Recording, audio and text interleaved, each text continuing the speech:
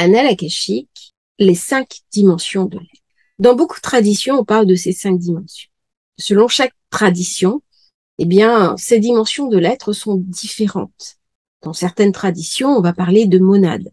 Aujourd'hui, on va parler de ces 5 niveaux que nous allons nous approprier. Ce matin, j'ai eu un rendez-vous et j'ai dit à la personne, il ne suffit pas d'aller solutionner quelque chose dans le dernier niveau qui est au plan de l'âme.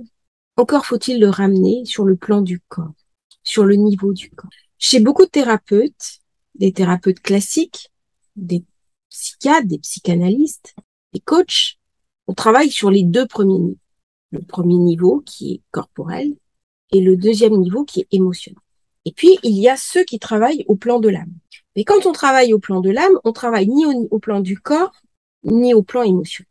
Je pense pour ma part que la bonne manière d'aborder le sujet, eh bien, c'est de travailler sur tous les différents plans, non seulement de l'incarnation, mais aussi sur tous les différents plans de la conscience. Travailler sur différents plans de la conscience permet justement des emboîtements. Nous avons un corps, nous avons une corporalité, nous avons une réalité.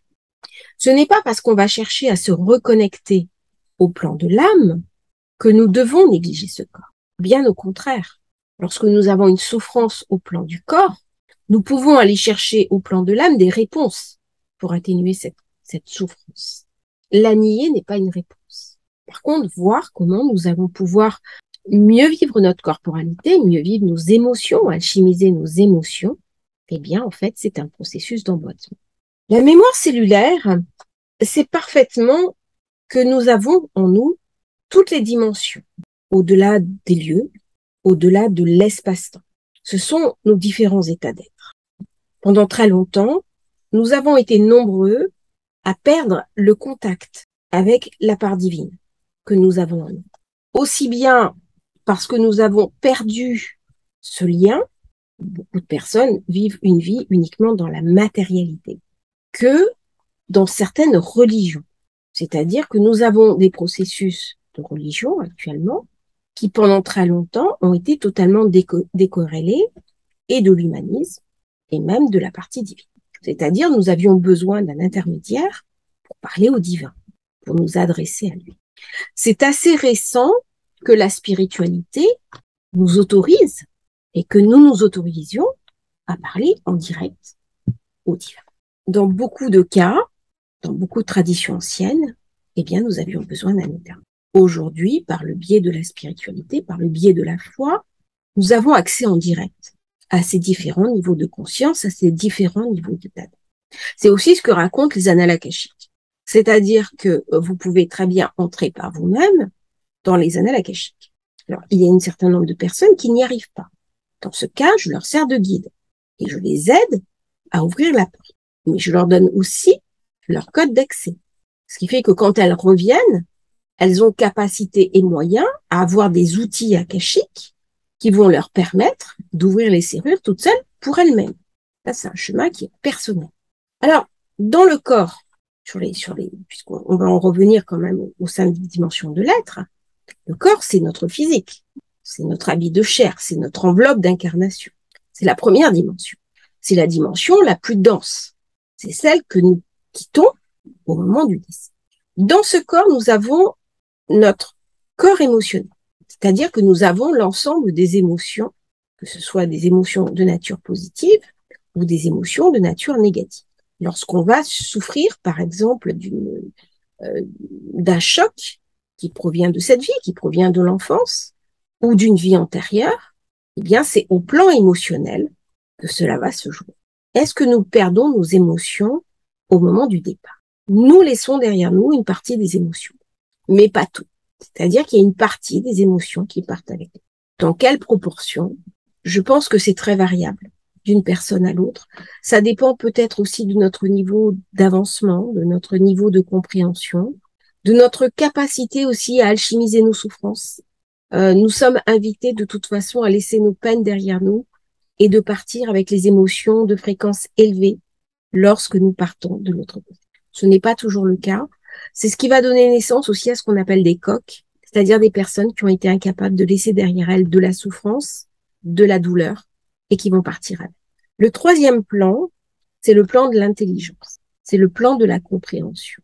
Et c'est un plan qui va nous servir de lien entre nos émotions, notre incarnation et aussi le plan divin. Sans cette intelligence, il est difficile de comprendre ce qui nous entoure. En même temps, l'intelligence ne fait pas tout. Elle ne remplace pas l'expérience. Il y a deux choses à séparer. Il y a d'une part la compréhension que nous avons de l'expérience, mais aussi l'expérience du vécu. Bien, tout ça, c'est à ce niveau-là, c'est au niveau 3 que cela se situe. C'est un état d'esprit, c'est aussi un état d'être. Lorsque nous avançons, lorsque nous progressons, lorsque nous sommes en chemin, eh bien, nous sommes à ce niveau. La quatrième dimension, c'est la dimension de l'éveil. À un moment donné, nous allons nous ouvrir à la dimension spirituelle. C'est aussi la capacité à nous connecter au tout. C'est-à-dire que lorsqu'on est en niveau 4, eh bien, on prend conscience que nous sommes une conscience. Nous ne sommes pas seulement faits de matière. Nous ne sommes pas seulement un matériau de chair. Nous sommes une conscience. Les chercheurs ont, notamment en neurosciences, en recherche cognitive, ne sont jamais parvenus à comprendre exactement ce que c'est que la conscience, ni où elle se situe. Nous avons non seulement la conscience, mais nous avons aussi la conscience de la conscience. C'est-à-dire que à un moment donné, au plan de notre évolution, nous prenons conscience que nous sommes en vie, que nous avons un programme, que nous sommes mortels, et nous avons conscience du monde qui nous entoure en ayant conscience de qui je suis. Ce qui n'est pas le cas, par exemple, du tout petit enfant. Le petit enfant, il a la conscience, mais il n'a pas la conscience de la conscience. Et dans la conscience de la conscience va se situer la spiritualité, mais aussi l'éthique. C'est-à-dire, quel va être mon rapport non seulement à moi-même, mais aussi au groupe et au monde qui m'entoure. Là, on commence à être dans des dimensions de l'être supérieures et beaucoup plus élevées. Le niveau 5, avec le niveau 5, on va rentrer dans la quintessence, qui est l'état de grâce et qui permet justement la reconnexion avec le divin. Alors, dans cette reconnexion, quand j'amène une personne dans les annales akashiques, eh bien, on est sur les 3 niveaux, sur les 4 niveaux. C'est-à-dire qu'à un moment donné, l'idée et le but, quand on va dans les annales akashiques, c'est pas de revenir avec l'état mental dans lequel on y est allé. C'est de vivre une transformation, c'est de vivre une reconnexion, c'est de vivre une compréhension. Qu'il va y avoir une transformation au regard du divin. Mais ce n'est pas un divin qui est passif. C'est-à-dire, c'est moi par rapport au divin, de ce que je suis, mais aussi de ce que le divin va me raconter. C'est-à-dire que moi, j'interroge le divin en me disant quel est le sens de ma vie, et le divin va me répondre en me disant mais qu'est-ce qui pour toi est important? Je te donne telle indication, mais qu'est-ce que tu vas en faire? Le divin répond à nos questions, mais il répond aussi au plan du libre arbitre. Et donc, c'est en intégrant ces 4 niveaux véritablement que j'amène justement la personne à intégrer à travers la méditation que je fais. C'est-à-dire que quand j'amène une personne à les annales akashiques, je lui fais faire une méditation qui est une méditation guidée où nous allons aborder ces 5 dimensions. Et c'est ce qui permet justement d'avoir des rendez-vous qui sont satisfaisants. Il n'y a pas uniquement l'activation supérieure. C'est-à-dire que la personne est prise en compte dans son entièreté, dans son humanité, dans son intégralité. C'est comme ça que fonctionnent les psychologues humanistes. Les humanistes, on va prendre une personne, elle n'est pas décorrélée de son milieu et elle n'est pas décorrélée de ses différentes composantes, y compris la composante spirituelle. Ce que ne font pas les thérapeutes de la matérialité, où l'homme est vécu uniquement, l'homme est vécu, compris et intégré uniquement comme un process organique. Là, c'est pas le cas. Là, nous sommes un être unique, doté de lumière, doté de conscience, doté de compréhension, doté d'une âme. Et donc, si on est doté d'une âme, on est en lien avec la source unique de toute chose. Alors, peu importe la source du nom qu'on la nomme. Moi, j'appelle la source, ça peut être le grand architecte, ça peut être Dieu, ça peut être... Peu importe. c'est pas ça qui est important. Hein. Ce qui est important, c'est la logique, c'est la compréhension dans laquelle on va interroger ce divin. Donc, c'est par la 5e dimension de l'être qu'on va véritablement interroger ce divin. Alors, dans ces différents états, en premier, il y a les besoins du corps. Alors, ce matin, j'avais une personne qui est très malade, qui a des problèmes de santé, qui a maltraité son corps, qui a eu des soucis importants, des troubles alimentaires. Et donc, nous avons abordé dans les annales akashiques ces problèmes physiologiques. C'est-à-dire que quand votre corps est dégradé, quand vous êtes en mauvaise santé, eh bien, c'est beaucoup plus difficile de monter sur des niveaux supérieurs. Alors même que des moines bouddhistes vivent la simplicité, c'est-à-dire ont une alimentation qui est très simple, eh bien, pourtant, cette alimentation est très diététique. Et c'est le premier niveau de compréhension. C'est qu'est-ce que je donne à mon corps pour le rendre apte à recevoir cette âme et se mettre au service de l'âme. C'est-à-dire que si votre corps lui-même souffre, s'il est lui-même dégradé, s'il est lui-même abîmé, c'est votre temple. Donc, si vous ne prenez pas soin du temple, eh bien, ça va être beaucoup plus difficile de monter sur un niveau 4 ou sur un niveau 5. Donc, le premier niveau, prenez soin du corps. N'hésitez pas, par exemple, à faire des massages, à vivre des expériences de l'ordre de la corporalité. Je pense notamment à l'ostéopathie, à l'acupuncture, à des choses qui vont permettre de prendre soin de votre corporel. Le deuxième niveau sont les émotions. Beaucoup de personnes placent l'âme au plan émotionnel, au niveau du cœur. Ce n'est pas ma compréhension. Pour moi, l'âme, elle est tout autour de notre corps et c'est notre corps qui est inclus dans l'âme. Mais beaucoup de personnes placent l'âme au niveau des émotions et au niveau du corps émotionnel. C'est à ce niveau-là qu'on place le ressenti. C'est à ce niveau-là que beaucoup placent l'intuition. Je ne pense pas que ce soit une bonne compréhension. Je pense que le niveau des émotions est un niveau qui est assez bas, qui demande à être élevé, parce que nous portons tous en nous des souffrances profondes, liées d'une part à notre incarnation sur Terre, liées à notre histoire familiale, liées à notre enfance, et que la majorité d'entre nous devons vivre et faire un travail avant de nous élever au plan de la conscience. Le travail sur soi, le travail sur son intériorité, le travail sur ses émotions est un des premiers travail alchimiques à faire quand on entre en chemin d'éveil. Nous sommes avant tout appelés à nous réparer nous-mêmes, à nous restaurer, à retrouver une humanité qui soit dépouillée de ses souffrances. Est-ce qu'il est possible de vivre sans souffrance? Oui, tout à fait. Est-ce que c'est facile d'y accéder? Non, pas du tout. Il y a des personnes pour qui c'est plus facile que d'autres. Mais en général, c'est un cheminement. C'est un petit peu la cerise sur le gâteau, hein, c'est la consécration d'un parcours de recherche, d'études et de compréhension. Les émotions, c'est ce que nous avons de plus précieux, c'est ce que nous avons de plus riche, aussi bien du côté négatif que du côté le plus positif. Lorsqu'on va vivre des joies absolues, lorsqu'on va se reconnecter avec la joie, c'est aussi ce qui va nous permettre d'atteindre d'une certaine façon l'état de grâce, qui est le dernier niveau de l'élévation spirituelle. Donc c'est en préparant ces émotions qui vont devenir le temple de l'être. Quand on parle du corps, on est dans le temple physique. Là, on parle du temple de l'être. Eh bien, c'est en préparant ces émotions qu'on va pouvoir monter au plan de la compréhension. Nous voilà déjà au deuxième niveau. Troisième niveau, eh bien, c'est le cérébral, c'est l'analyse, c'est la compréhension. C'est ce qui va faire le lien. C'est-à-dire que c'est le lien entre ce que je ressens au niveau de mes émotions, mais c'est aussi ce que je vais vivre au plan de mes intuitions. Certains appellent ce niveau celui de l'esprit. C'est la capacité aussi à incarner dans le réel cette fonction sacrée qui nous est demandée d'agir. C'est-à-dire que l'âme, elle est venue sur Terre rechercher un certain nombre d'actions, rechercher un certain nombre de principes, un certain nombre d'expériences, et que pour se nourrir, nous avons besoin de lui faire vivre ces expériences. Bien là, on est sur le troisième niveau. On est sur l'expérimentation au plan de l'âme.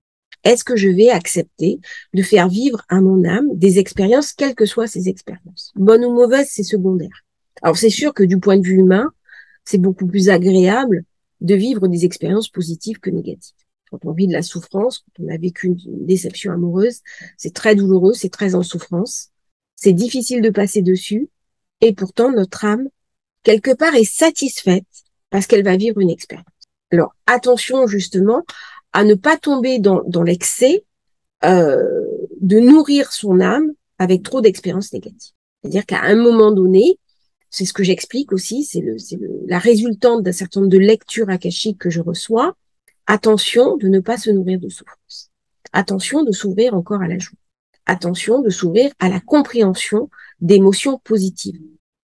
Les âmes ont tellement soif d'apprendre, de comprendre et de découvrir que des fois, elles surinvestissent la fonction de la souffrance ou la fonction de la difficulté des obstacles.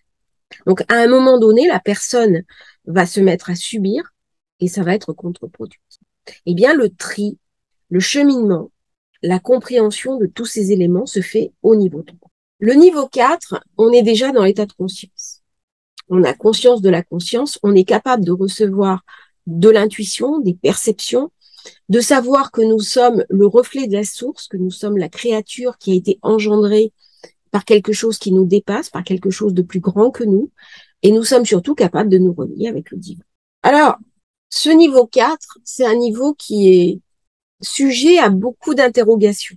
C'est-à-dire que là, il y a une première séparation au plan de la compréhension. Tout le monde a les 5 plans, mais tout le monde ne le vit pas de la même manière. C'est-à-dire qu'il y a un certain nombre de personnes qui ont la conscience, nous avons tous la conscience, mais chez certains, la conscience d'avoir la conscience a été complètement réduite à sa portion congrue. C'est-à-dire il y a un refus d'incarner la conscience de la conscience. C'est-à-dire je suis un amas de cellules, je suis un amas d'organes, et de toute façon, à l'achèvement de ma vie, il n'y aura plus rien. Donc, qu'est-ce que je vais en faire? Quelle va être ma morale dans cette histoire-là? Quelle va être ma compréhension du monde? Quel va être mon rapport au monde? Quelle va être mon éthique? Quel va être le sens de ma vie? Alors, c'est sûr que si on apprend plein de choses, on apprend à marcher, on apprend à parler, on apprend à compter, on s'intéresse aux philosophies, on s'intéresse aux process symboliques, et certains vont apprendre jusqu'à la fin de leur vie, et puis d'un coup tout s'arrête, ça n'a pas beaucoup de sens. Donc va se poser au 4e niveau la question du sens et de l'absurde. Est-ce que la vie a du sens? C'est un peu la dernière vidéo que j'ai faite en disant, est-ce qu'on arrive à trouver un sens s'il n'y a pas un lien quelque part avec le sacré, l'inconscient spirituel?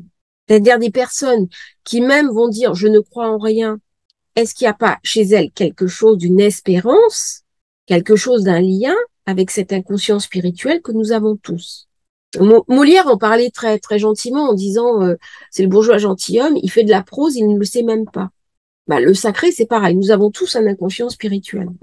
Est-ce que nous en avons tous conscience? Non. La rupture avec la foi, c'est quelque chose de récent. C'est-à-dire que nos ancêtres puisaient dans la foi le sens de la vie et le sens de l'achèvement de la vie. Et c'est trop ancré dans notre ADN, dans nos mémoires, dans notre compréhension, pour être balayé comme ça d'un revers de main aux 2 générations. C'est-à-dire, même si nous pensons être libres par rapport à cette foi ancienne, eh bien, il y a quelque chose en nous qui entre en résonance. Est-ce que nous allons y aller ou pas? Ça, c'est un autre débat. Et au plan 4, on est invité à se poser un certain nombre de questions. La question de l'éveil, la question de la compréhension, la question de la conscience, et puis la question de l'éthique. La question de l'éthique, elle va se poser à ce niveau-là. Alors, à ce niveau-là aussi, il y a le lien qui nous unit tous. On est dans une forme d'inconscient collectif. On est déjà dans les archétypes jungiens, c'est-à-dire un espèce de lien qui nous relie tous, qui est collectif et qui va nous inviter à agir pour le bien commun. C'est-à-dire, j'ai dépassé mon petit moi personnel. Je prends conscience que quand je me répare moi, quand je répare mes souffrances, mes blessures, ça a un impact sur ma famille. Ça a un impact en transgénérationnel. Ça a un impact sur mes enfants. Mais ça peut aussi avoir un impact sur mon voisin et sur tout le groupe auquel j'appartiens. Là, on est dans une volonté d'agir mais on regarde les lois universelles. On a dépassé déjà le premier niveau de l'être, qui est un être complètement autocentré. Là, c'est fini. Dès que va se poser la question de l'éveil, on n'est plus autocentré, c'est fini. C'est-à-dire que les personnes qui sont vraiment dans la matière, qui sont dans le matérialisme, elles vont jamais se poser la question de l'ego. Et c'est pourtant celles qui auraient quelque part le plus besoin de se le poser. Mais la question de l'ego, elle se pose déjà au niveau 4. Donc il faut déjà être dans un éveil, il faut déjà être dans une ouverture spirituelle pour se poser la question de sa place, de soi par rapport au groupe. Et pour comprendre aussi les interactions entre soi et le groupe. On n'est pas juste une entité face à d'autres personnes qui sont des entités. Non, on est une entité qui est complète en elle-même, mais qui a aussi à raconter au groupe, qui a aussi à apporter au groupe, et qui est aussi en miroir avec le groupe. Alors, dit comme ça peut sembler théorique, mais quand vous faites, par exemple, du décodage familial, vous avez la lignée du père, la lignée de la mère, eh bien, ce que vous ne trouvez pas dans la lignée de la mère, vous allez chercher en miroir dans la lignée du père. C'est en miroir. Et vous travaillez comme ça en miroir et en visuel. Et ça, c'est vraiment intéressant. En fait, là, on est sur niveau 4.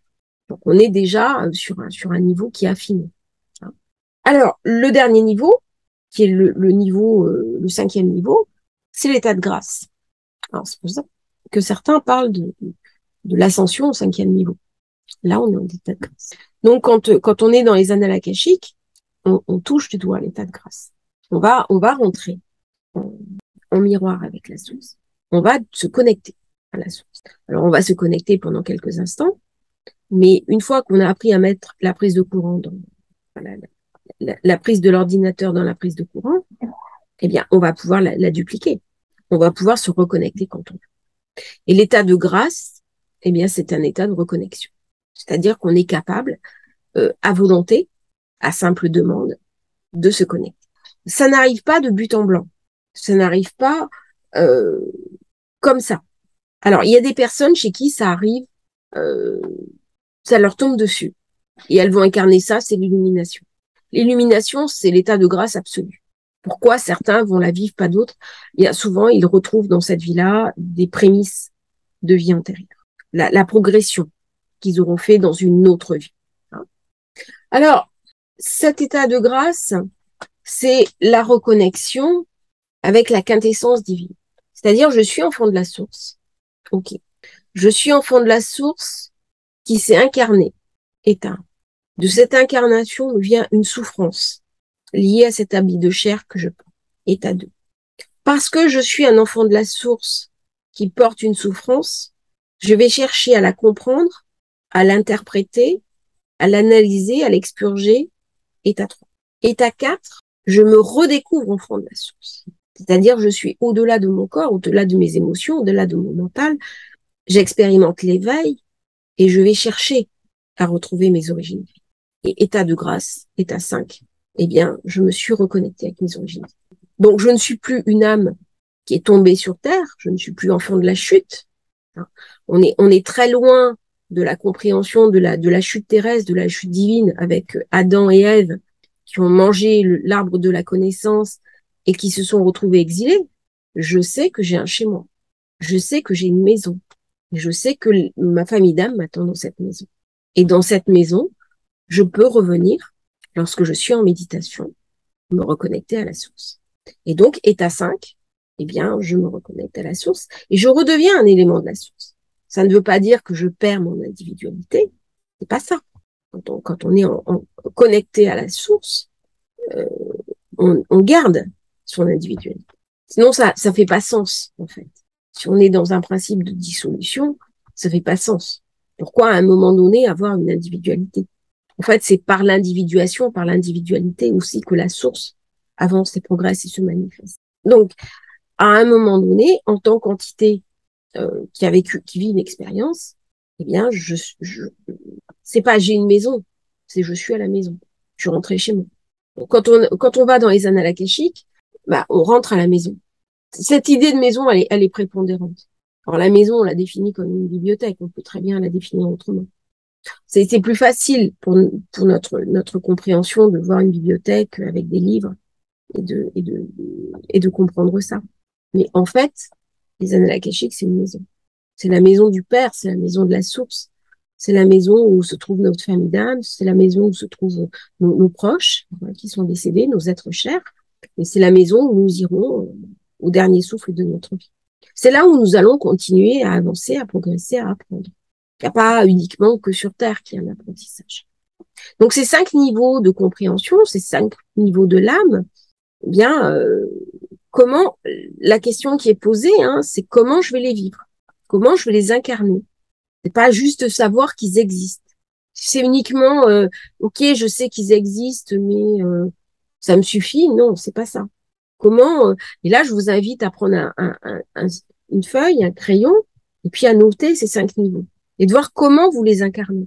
Comment vous pouvez améliorer cette incarnation. Qu'est-ce que vous devez faire? Qu'est-ce que vous êtes invité à faire? Et là, c'est une préparation aussi à vivre cet état de grâce de plus en plus souvent. Parce que l'ascension 5e dimension, c'est aussi une progression qu'on a à faire sur soi. C'est aussi mettre un terme à ces souffrances humaines. C'est aussi un chemin d'éveil. C'est aussi un chemin de questionnement. On ne cesse jamais, en fait, de se questionner. Il n'y a pas d'aboutissement. Quand on est en questionnement sur la sagesse, sur le plan divin, sur la compréhension, on n'est jamais au bout. Et c'est ça qui est exaltant, en fait. C'est que le questionnement que l'on peut avoir par rapport au divin, on va l'amener en tant qu'expérience intime, mais on va toujours aller chercher à comprendre avec des mots humains, avec notre compréhension humaine, avec notre intelligence humaine, à pouvoir nommer les choses, à pouvoir expliquer ce que nous avons vécu, à pouvoir le traduire en mots qui nous sont accessibles, à voir s'il n'y a pas d'autres personnes qui ont vécu quelque chose de similaire. Et ça parle à notre humanité.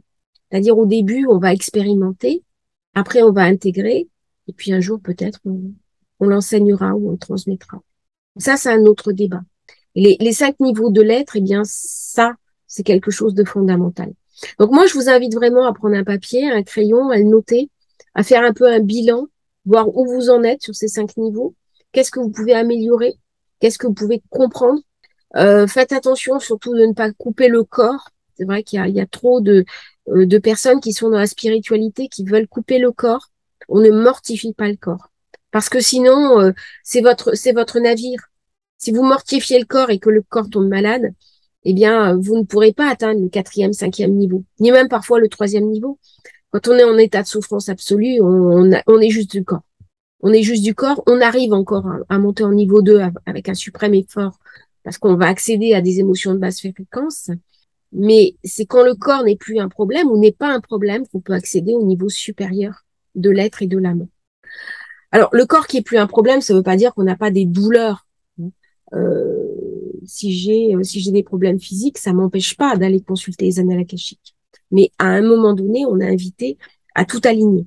Et l'alignement se fait de la montée et aussi de la descente. C'est-à-dire, on monte le palier 1, le palier 2, le palier 3, le palier 4, le palier 5, mais après, on les redescend. Et donc, on passe du 5 au 4, au 3, au 2, au 1, et à un moment donné, on fait les deux en même temps. Et donc, on se bilocalise. Il y a un plan qui monte et un plan qui descend. Pourquoi un plan? Eh bien, ce sont les 2 brins d'ADN. C'est aussi les 2 parties de notre cerveau, les 2 lobes de notre cœur. C'est aussi les 2 piliers de la sagesse dans l'arbre de la Kabbale. Donc, tout avance par 2. En fait, c'est le yin et le yang, le masculin et le féminin. Mais c'est aussi nos 2 jambes, nos 2 bras, nos 2 possibles. En sachant que le but, c'est de faire nos 2 possibles et pas nos 2 impossibles. Ou alors, il faut les rendre 2 qui deviennent possibles. C'est tout le travail qu'on fait, en fait, dans les annales akashiques.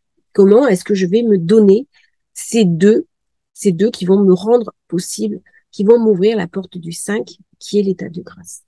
En fait, c'est pour ça qu'on va dans les annales akashiques, pour se reconnecter avec cet état de grâce. Donc, c'est vrai qu'on y va pour poser des questions, c'est important. Je le dis très souvent, c'est important. Mais on y va aussi pour toucher du doigt cet état de grâce, un état de grâce qu'on va pouvoir incarner au quotidien et vivre au quotidien. Et plus on va dans les annales akashiques, et plus on va pouvoir vivre cet état de grâce. Mais c'est pas un état de grâce qui est, entre guillemets, perché. C'est-à-dire, c'est pas un état de grâce qui est déconnecté du réel. Non, c'est un état de grâce qu'on va ramener dans notre quotidien, dans notre vie, pour mieux vivre déjà notre corps, nos émotions, notre intellect et tous les autres niveaux. C'est-à-dire que là, on est dans l'alignement. On a la tête qui est alignée, le chakra du cœur, le chakra de la gorge, chakra du cœur, troisième œil, hein, tout ça c'est aligné, et c'est aligné aussi sur l'en bas. Et c'est là où véritablement on va parler d'une personne qui est en situation d'éveil. Voilà, donc on a parlé de ces 5 niveaux de conscience, hein. J'espère que ça vous aura intéressé. C'était une petite introduction. On en reparlera sûrement dans d'autres vidéos, mais c'était une petite introduction sur ces 5 niveaux de compréhension, ces 5 niveaux de conscience. N'hésitez pas à liker si vous avez aimé, à vous abonner à la chaîne, et puis à demain pour un nouveau partage. Bonne journée à tous.